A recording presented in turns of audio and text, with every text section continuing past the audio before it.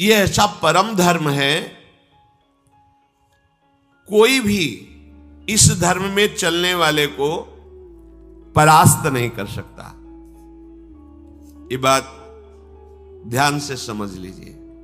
जैसे कोई बहुत बड़ा तांत्रिक है और वो भूतों को वश में करने वाला है और तुम्हारे ऊपर भूत लगा दे, तंत्र के द्वारा मारण मूठ या कोई शाप या किसी तरह का अमंगल, ध्यान दीजिए, ये इस धर्म की बड़ी महिमा है।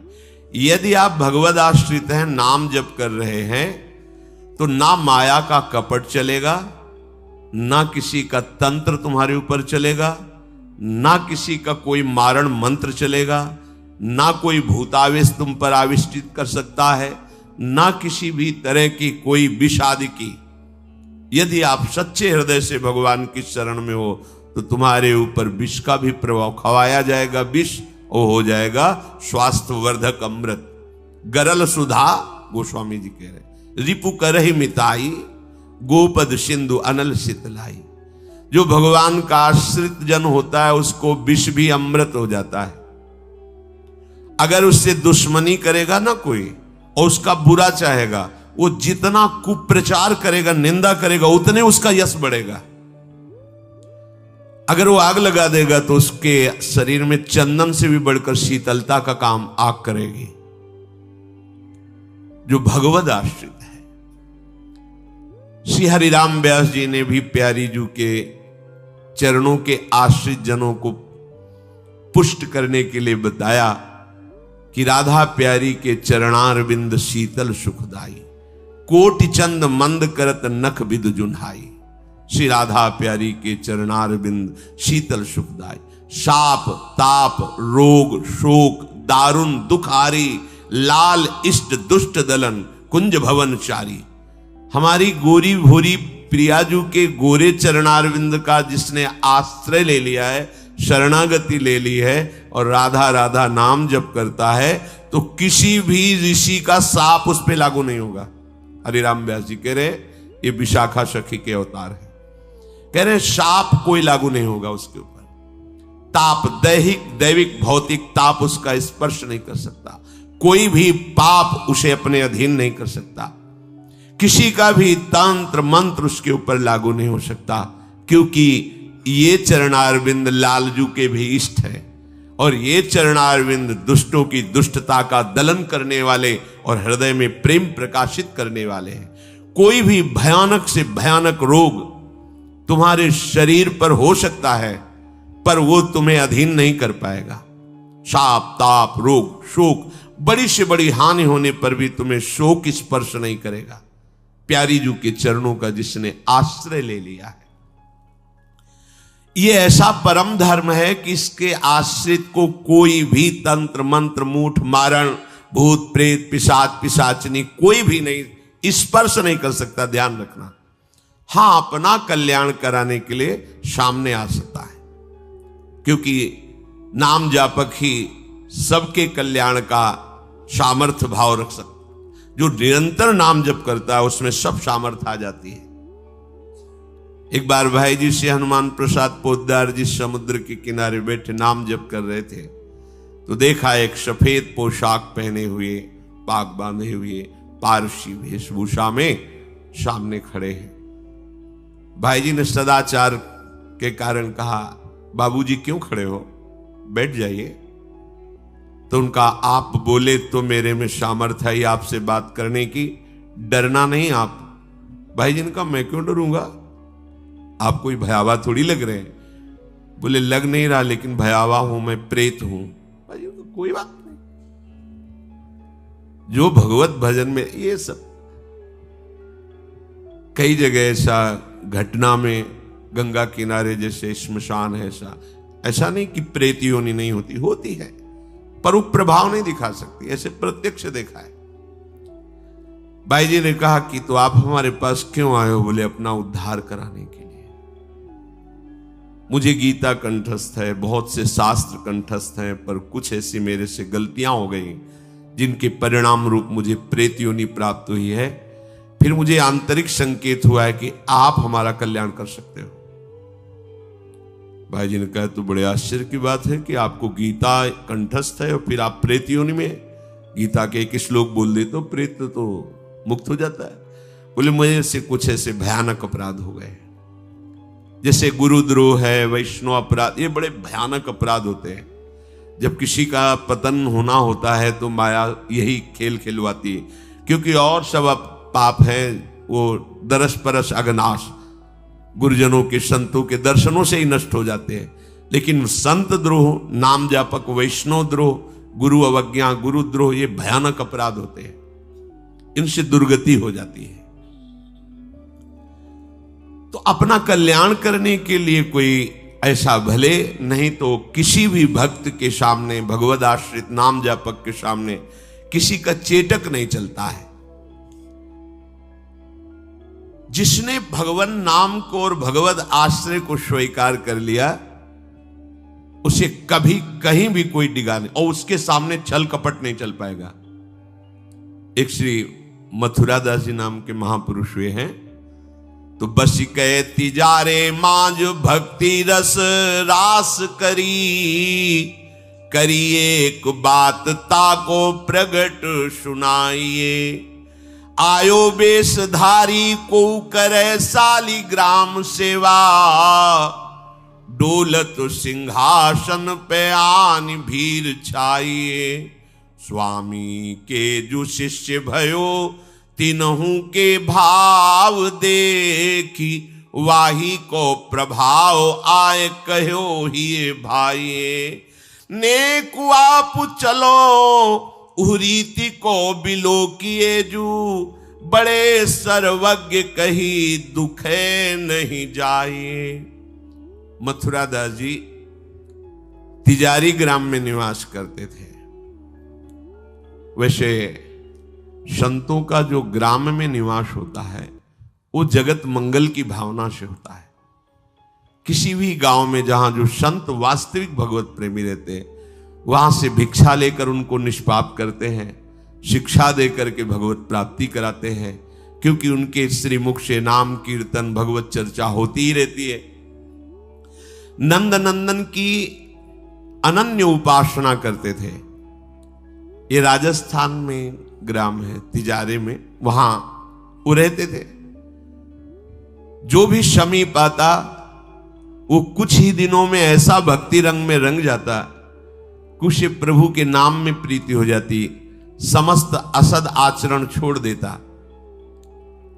बहुत से शिष्य हो गए, बहुत से अनुयायी हो गए, पर जो वास्तविक भजन नहीं करते हैं, भेष धारण करके संत का ठग वृत्ति रखते हैं, उनका अलग प्रभाव होता है। वो ज्यादा दिन चलता नहीं। हम कहते हैं नाम घोष से क्या नहीं हो जाएगा, नाटक करने की क्या जरूरत है। अरे हम प्रभु के बहुत बड़े प्रिय दास हैं, तो जो कुछ चाहिए प्रभु अपने आप देंगे। काहे किसी के आगे नाटक करे, छल फैला। किसके आगे? जो बेचारे हैं, ये सब मारे हुए हैं कर्मों के, भोग वासना से जल रहे हैं, और तुम भगवत पार्षद हो करके बात बनी नहीं। तो एक उसी नगर में उनका प्रभाव सुनकर भेषधारी जो बहुत बड़े तांत्रिक थे, मारण आदि का प्रयोग करने में बड़े सफल थे, पर भेष साधु का रखे हुए थे, अपना प्रभाव दिखाने के लिए वहां उस गांव में पहुंचे। पहचानना बड़ा कठिन होता है। साधु और वेशधारी दोनों में पहचान बहुत कठिन होती। जब तक आप साधु नहीं हो तब तक आप साधु को नहीं पहचान सकते हो, क्योंकि जो वेशधारी स्वांग करेगा वो साधु से भी अच्छा करने की चेष्टा करेगा, क्योंकि स्वांग कर रहा है ना, तो बड़े बड़े भ्रमित हो जाते हैं।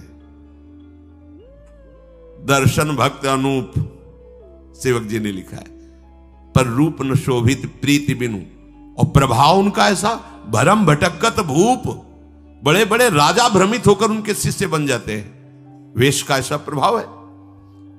इसीलिए भगवत रसिक जी ने एक पद में लिखा है, भेषधारी हरि के उर शालें, जो वेश केवल बनाया है रुपया पैसा के लिए, भोगों के लिए, हमें तो लगता है नहीं बनाना चाहिए, और काम कर लेना चाहिए, क्योंकि इसमें शुद्ध संतों को गालियां पड़ती हैं, शुद्ध भगवत मार्ग के पथिकों का अपराध बनता है, जिससे तुम कुल परंपरागत नष्ट हो जाओगे। जो वेश धारण करके संतों को गालियां दिलाते हैं, कुल परंपरागत नष्ट हो जाएंगे। क्योंकि जैसे आपकी श्रद्धा है किसी संत वेश पर और आपकी श्रद्धा टूटी, गलत आचरण हुआ, तो आप ही कहोगे सब ऐसे संत होते हैं, ऐसी गालियां दोगे, ऐसा अपराध करोगे, उसका मूल कारण वो बना वेशधारी, इसलिए उसका सर्वनाश होगा। तुम्हारा तो पतन हो ही गया, उसका सर्वनाश हो जाएगा। भगवत ऋषि जी ने जहां भगवत महिमा, संतों की महिमा लिखी है, वहां एक दो पद ये भी लिखे हैं कि वेशधारी हरि के उर शाले, भेष जो केवल कपट वेश बनाए हैं वो भगवान के हृदय में बड़ा दुख पैदा करते हैं, क्योंकि दासत्व तो भगवान का ही लिए है ना। बोले ये लोग दंभी लोभी कपटी नट से शिष्णोदर को पाले। शिष्ण कहते हैं जनेन्द्री को, उदर कहते हैं रसेंद्री को। उदर का संबंध रसेंद्री से, मतलब रसेंद्री के स्वाद से पेट भरते हैं और जनेन्द्री भोग के लिए लालायित रहते हैं, पर ये भेष धरे होते हैं भगवान के दासत्व का, साधुता का। बोले गुरु बने घर घर में डोले, नाम धनी का बेचें, परमारथ सपने नहीं जाने, पैसा नहीं को खींचे। कंठी जेबे में रहती है, घर घर में जाकर के कंठी बांधना, रुपए लेना, फसाओ फसाना। परमार्थ खुद नहीं पता, स्वप्न में नहीं जानते कि परमार्थ किसे कहते हैं, परमार्थ का ककारा नहीं आता, और लाखों कंठिया बांध के अगर एक एक देगा तो 1 लाख तो हो ही गए ना, बढ़िया है। हमने तो आज तक ऐसे साधु कभी एक नहीं देखे जो साधु रहे, खुद और दे ऐसे देखा है, ऐसे करते नहीं। पैसे देने वाले का आदर कभी साधु के यहां नहीं होता, अगर आदर हो रहा है तो साधुता में कच्चाई है। धनी, अभिमानी, पदाधिकारी, पैसों वालों का आदर साधु के यहां नहीं होता, अगर होता है तो कच्चाई है, सच्चाई नहीं है। सच्चाई होगी तो जान रहा है कि जिसके द्वारा भेजा गया है हम उसको देख रहे हैं, तेरे को क्या दे, तेरे को लग रहा है तो हमने एक बार कसम खवाई थी, 3 बार कहा था तुम्हें तुम्हारे आराध्य देव की कसम है, अगर ऐसा लगता हो कि यहां तुमसे पोषण होता कभी मत देना, क्योंकि हमें पता है हमारा भरण पोषण हमारे गुरु से होता है, आचार्य से होता है, इष्ट से होता है। जिसने सृष्टि बनाई वो तुमसे सहयोग नहीं लिया है, अकेले बना लिए, तो हमारा भरण पोषण करने के लिए तुम्हारे जैसे को निमित्त बनाने की जरूरत नहीं है, वो तो तुम्हारे सौभाग्य उदय करने इसलिए निमित्त बना दिया। नहीं, वो ऐसे भी जो स्वर्ण का पहाड़ है 4 लाख योजन का, कितने सुनार लगे उसको बनाने में है?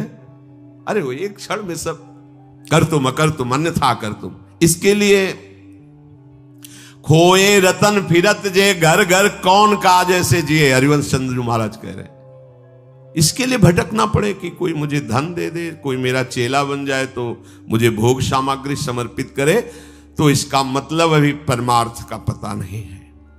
और कबहू को वक्ता होए बनी बैठे, कथा भागवत गावे, अर्थ अनर कछु ले भाषे, पैसल ही को धावे। श्लोक क्या कह रहा है, उसका भावार्थ क्या है, उसका रहस्यार्थ क्या है, अनुभव कुछ नहीं है। बस कबहू कवे हरि मंदिर में सेवाएं करे निरंतर बासा, भाव भगत को भेद न जाने, पैसन ही की आशा। नाचे गावे चित्र बनावे, कहे काव्य चटकीली, साच बिना हरि हाथ ना आवे, रहनी है सब ढीली। बिन विवेक वैराग भक्ति बिन सत्य नये को मानो, भगवत विमुख कपट चतुराई सो पाखंड ही जानो। वेशधारी हरि के उसको सहन नहीं हुआ। मथुरा दास जी की भक्ति का प्रभाव, हजारों लोग अनुयायी, हजारों लोग शिष्य बन गए, तो अब वो तांत्रिक था, तंत्र मंत्र का उसे बहुत ज्ञान था। श्री मथुरा दास जी जिस नगर में रहते थे वहां वो जाकर अपना नाटक शुरू किया। उसने सब जगह प्रचार प्रसार किया। मैं गंडकी नदी में 12 वर्ष तक खड़े होकर के तपस्या करके आया हूं, केवल दूध का आहार करता था, उसके प्रभाव से शालिग्राम भगवान हमारे बस में हो गए। और आप सबको मैं दिखा सकता हूं कि शालिग्राम मेरे वश में है। देख लीजिए, सिंहासन लाता, बाहर रखता, हजारों की भीड़, ऐसे ऐसे करता तो वो ऐसे शालिग्राम उठते और नाचते हुए ऐसे ऐसे ऐसे फिर रख जाते, फिर ऐसे ऐसे ऐसे ऐसे। अब तो सबको आश्चर्य हो रहा, जैसे चुटकी बजा रहा वैसे शालिग्राम की बटिया ऐसे ऐसे ऐसे। लोग, भीड़ कटने लगी, क्योंकि अब जैसे राधा राधा कहो, कोई जंतुर नहीं है, कोई भस्म नहीं है, कोई वादा नहीं है, तो फिर कम वहां तो दिखाई दे रहा ना ऐसे। देखो ये सब तो लगता है ना कि हाँ। अब हमसे पूछो कि हमारे मन में क्या चल रहा है, हमें नहीं पता है। हमें ये देखना है कि हमारे प्रियाजू के मन में क्या चल रहा है। मन मन की रुचि जानिने, मुझे अपनी लाडली की मन की जान के उनकी परिचर्या में रहना है कि तुम्हारे मन की जान के तुम्हारी परिचर्या में रहना है। हाँ, तुम यदि मन से ऊपर उठना चाहते तो हमारी बात मान लो, मन को अधीन करके, और मन के अधीश्वर भगवान में तुम्हारा प्रेम हो जाए, तुम्हारा जीवन कृतार्थ हो जाए। अब वहां नाम नंद नंदन का भजन पद्धति, तो जो कमजोर लोग थे उन्होंने कहा कि आज तक कोई चमत्कार तो दिखाया नहीं मथुरा दास जी ने। देखो ये हैं संत, 12 वर्ष से दूध पी के गंडकी नदी 12 मिनट भी नहीं खड़ा होगा कभी। अब भेंट जो जितनी चढ़ाएगा उतने उसके दुख नष्ट होंगे। अरे भैया वहां तो रुपया सब समेटता, फिर दूसरे मोहल्ले में, पूरे गांव में अब तो जय जयकार, शालिग्राम भगवान को नचा। कोई सेवा की सामग्री लेने गए थे मथुरा दास जी की श्रीअंग सेवा में जो रहते थे संत जन, उन्होंने देखा, वो आए, बोले महाराज एक बड़ा चमत्कारी महात्मा आया, वो कह रहा 12 वर्ष से हम दूध पीकर गंडकी नदी में, वो वैसे ऐसे करता तो साल। तो बोले भैया भक्त तो हो ही नहीं सकता, भक्त भला भगवान को अपना प्रदर्शन क्यों बनाएगा, और उसके बदले में भेंट लेकर के, ये तो नाटक है भैया।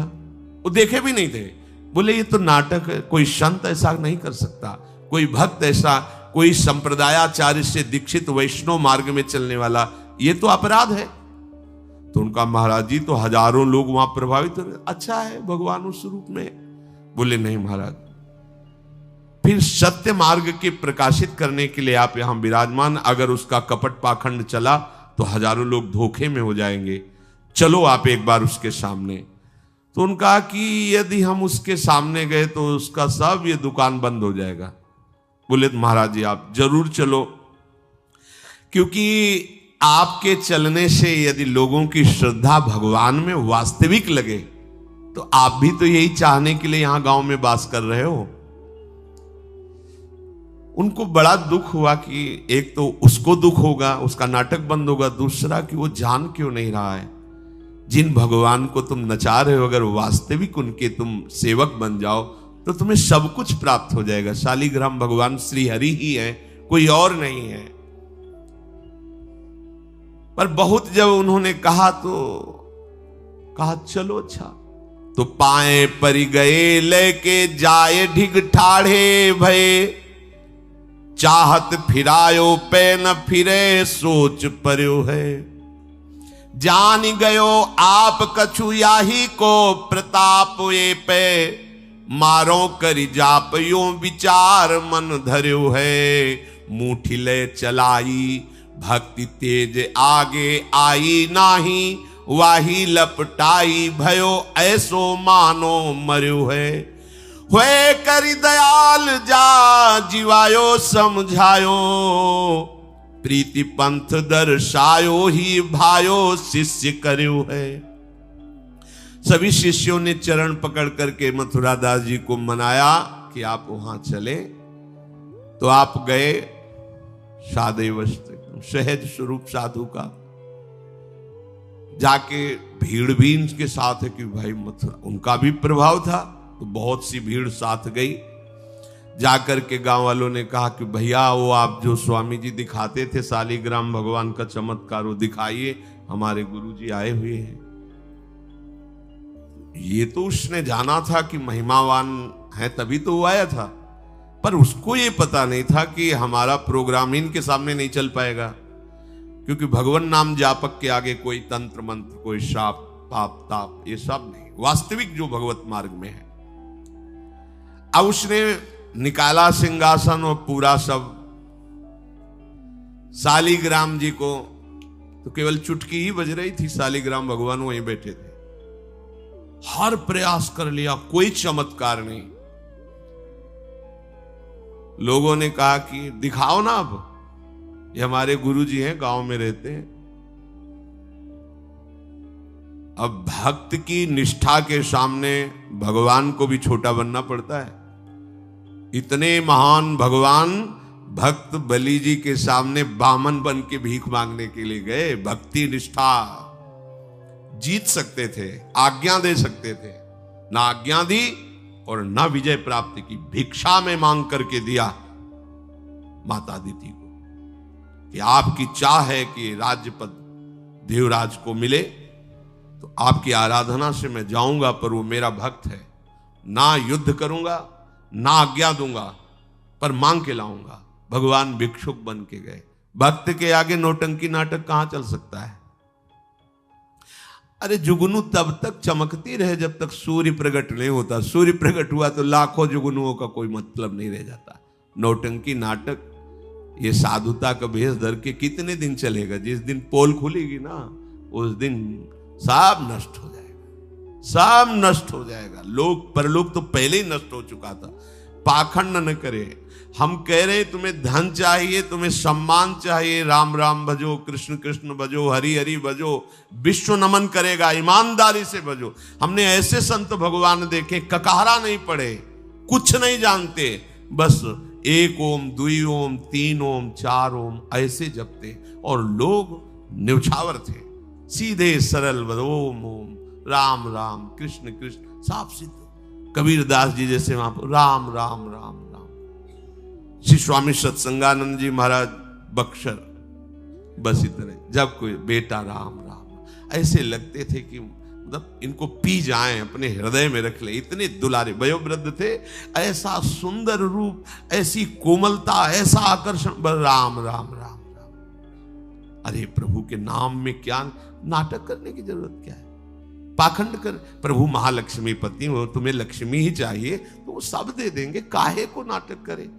काहे को किसी को भ्रम में डाले? तुम भ्रम में हो, दूसरे, अरे भैया तुम राम राम जपो, कृष्ण कृष्ण जपो, तुम्हारा मंगल इसी, बस इसी में मंगल होगा, दूसरा मंगल कर ही नहीं सकता। अब उनके प्रभाव से उनका कुछ नहीं हुआ। अब तो लोग कहने लगे दिखाओ ना, इसका मतलब तुम नाटक कर रहे थे। अब सबके सामने उसका मान नष्ट हुआ, उसका सब तंत्र बेकार हो गया। कुछ लोगों ने कहा पकड़ो और मारो इसको, पीटो, बहुत नाटक करके रुपया कमा लिया, सब छीन लो, धन छीन लो। किसी ने कहा मार पीट के इसे न्यायाधीश के, पुलिस डिपार्टमेंट को दो। ये मथुरा दास जी ने सबसे कहा देखो अगर हमको लाए हो तो हमारी बात मान, इनको किसी भी तरह का कष्ट मत दो, कोई भी बंधन नहीं। और उनसे कहा भैया आप जिसका नाटक कर रहे हो ना, अगर सत्यता से इसे मान लो तो जिन लोगों ने रुपए चढ़ाए ये बहुत थोड़े हैं, वो तुम्हें निहाल कर देगा। सत्यता से भजन करो, ये काहे को नाटक करते हो? इतना कह के वो चले गए। पर उसको समझ में नहीं आया। उसने कहा अच्छा तुम अपनी दिखा दी, अब मेरी देखना। सबके बीच में कहा तुमने अपनी दिखा दी, अब मेरी।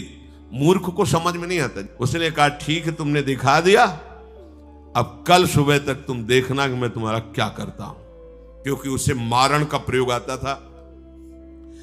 अब ये क्रोध उत्पन्न हो जाए तो राक्षस बना देता है, और क्रोध उत्पन्न होता है कामना से, और उसकी कामना सब नष्ट हो गई ना, सब किया कराया सब माटी हो गया, क्योंकि लाखों लोग प्रभावित हो रहे थे। अब वो क्रोध के वशीभूत होकर तामसी जप करने लगा।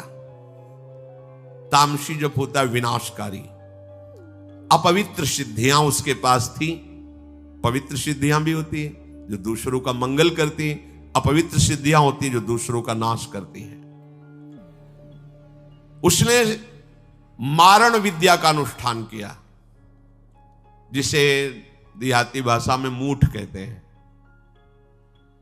आज मैं इस अभिचार से उस महात्मा का सर्वनाश कर दूंगा। भूल भूल भारी भूल।